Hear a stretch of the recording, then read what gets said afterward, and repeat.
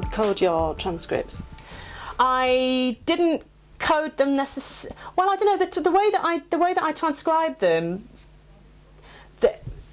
I did it in sort of in sections. So I suppose I would have added themes or ideas in those particular sections, but obviously they weren't all linked together. I had no way of sort of gathering up all of the bits where this particular theme had come up. So I did go and I did use NVivo, and I bought all the transcripts into NVivo, which at the beginning was because I'd sort of had an initial coding frame that had come from my transcripts and themes that had come out of there. So I didn't want to go into NVivo completely blank and look at the software and just think, okay, where do I start? So I had a sort of initial loose sort of coding frame already, because I knew that certain things were bubbling up. So I put those initial things in, which gave me a bit more confidence to start actually working with the software as well.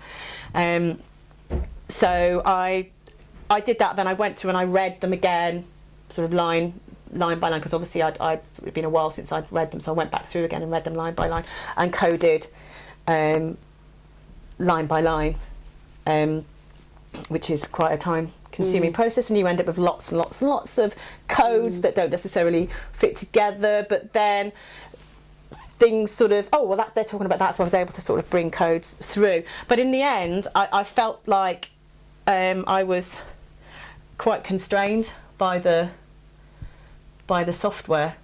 It's weird. I don't know how to explain. I felt like I was, because it didn't work like my brain works, and it was, in some ways I felt like it was making me think it was trying to make me think in a certain way, and I would think in a way that I couldn't actually do or didn't know how to do in NVivo. So in the end, I was getting felt I was drowning in codes, and so I sort of came out of NVivo, and because I felt I had like a block, and I would just go and look at the data and just it wouldn't. I felt I'd almost lost contact with. It's weird to explain. So I went away and I looked at my research questions again, and I thought, why did I have these themes? What were the themes? Where was it coming from? And I went back and I looked at the transcripts and read through them, and just thought about the bigger picture, and thought about the theory, and thought about what was I trying to get at when I was asking these questions? What was I thinking might? I just wanted to like reconnect with the transcripts and the people as well, and then I was looking at the way people were talking. There was a lot about struggles, students and staff, and the way that struggle was represented in the text. And there was an idea about choices, who decides on things, why are they making decisions, and then also about positioning, about where students are positioned, how. So I ended up with the three main themes were choices, positions, and struggles, and for me that sort of summed up what was happening, and how that was reflected in the bigger picture, how that was reflected in the institutional level, and how that was reflected in what the students were talking about as well. And it also linked back to choices of the habitus, and choice about ourselves as a social person, and how we're perceived and how other people perceive us and what we think about ourselves. Positions about capital, because the amount of capital that you have and the types of capital put you in a certain position within society. And then the struggles was about field and the struggles of the social space, and how people were dealing with all of this and their own struggles, but also the struggles at an institutional level, and a struggle to fit themselves with an idea about entrepreneurs. So that gave me a way of actually summing up what was going on, if you like, and I felt that was then that then helped me to write my discussion then, and I was able to stratify it as I wanted to. So it's not either or, it's both and, it's everything all together. So I did choices, positions, and struggles, and I looked at that in the bigger picture, that in the institutional and staff level, and the choices, positions, and struggles of the students as well. So how many themes did you end up with? choices, positions, Just the three? Choices, positions and struggles. Okay. And within that I talked about habitus, capital and field. That was able, for me, that was a way into the theory, because I could link the choices to choices of the habitus, choice, how we make choices, think ideas about rational choice, there was a lot under each of those themes, and I split it up. So I talked about staff and choice, and institution and choice, and students and choice, and so that's how I did my discussion, really. I suppose I'd got to the point where I needed to reframe what I'd done in NVivo, and I had to move into a different level, take a different view of, move up sort of to a higher level, a more abstract level.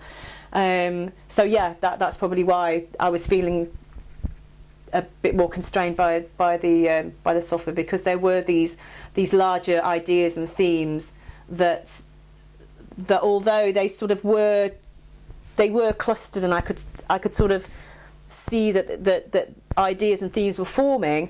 I needed to come away from that and just think about, well, what were my questions? Why did I ask these questions? Why did I do what I did? And just to think about the whole, put it in the bigger context, I suppose. So how many codes do you think you ended up with in NVivo? Oh, I've got 100, 200, 300? Oh, easily. Yeah. It doesn't have to be exact. Well, I would say that, because they're a parent, I'd say I probably had about 15 over codes, if you like, 15 parent nodes, but within there they break down into other themes, and then within there they break down into other themes. So I had the overarching one, and then they were all broken down, and obviously then you've got the free codes that don't quite seem to fit anywhere. So eventually you just think, well, okay, they don't sort of how much, you know, I might just have to sort of just deal with the ones that are sort of clustering. And so yeah, it's really. So if you had all those codes in NVivo, then you decided, I'll come out of NVivo, I'm going to go and have a look again at the themes and the questions I've asked. So you developed 3 themes with other themes underneath those, I take it. Is that how you did it? I didn't go back to NVivo. I did it on. Yes, but what I'm saying is, if you've got all the codes in NVivo and then you decided not to use that, you said, well, no, I'm losing touch with it, I don't quite like that, but you still had all of those codes. Yeah. Did you then take those codes and apply them to your themes? Did you condense them? Yeah, but I didn't do it in I didn't do it in NVivo because it was too, and it kept crashing, and it was slow, and so yeah, I did it on. So how did you decide which codes condensed under which themes? Have you got an example of that?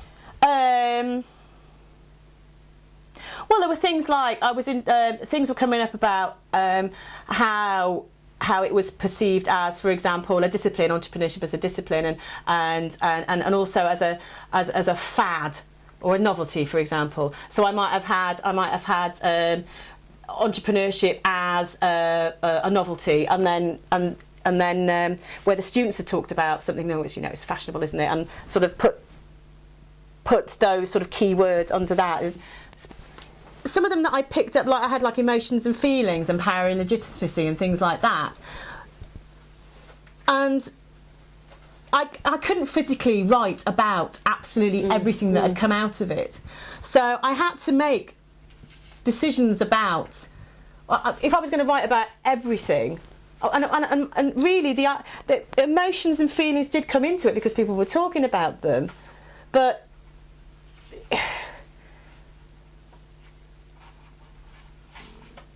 I might only have had like one, like, oh, that there was an angry thing, there was, so it was something that came up, but then I thought, well, because I've been doing it sort of code by code confusion and different feelings that came up, but then the emotional side of things then became involved in the struggle. So the emotions and the feelings I linked with struggle. Well, if you're feeling emotional about something, if it's making you feel angry, or if it's making you feel confused, or if it's making you feel like it's is it worth doing it, and questioning things. That's a struggle. So I linked the emotions with the idea of struggle then, because I thought, well, emotions are about ideas and how and feelings and those sort of things. And like power and legitimacy, where they were talking, where staff were maybe talking about, or maybe students were talking about the role of the teacher, and they're the experts and things like that. And for me, that was linked with position. So that was about their position as power, the students in a position of not having power and knowledge. So that was linked with their position. They had sort of, I'd call them entrepreneur tales, but these were people were telling me about family members. And I'd call my dad an entrepreneur. So then I thought, well, that will come under positioning, and who do you decide is an entrepreneur, and how do you position them, and what stories do you tell about them, and what capital do you imbue them with. So that's how I sort of started to think about things, and started to think about, okay, well, that's the talking about the teacher. In the moving up and on a bigger level, what are they actually talking about there? What are they describing? And then it went from the very sort of low level, very near the data, very close to the actual words that the person had said, and gradually sort of got put into other themes, and until it became the top. Well, this is about their struggle. This is about their struggle to do with the fact that they're somebody in health, but they're supposed to learn about entrepreneurship, and they're not expected to become entrepreneurs, but they might want to be. It's like that, and staff as well struggling with trying to position entrepreneurship within a subject area, and their struggles about their position as staff and their roles, and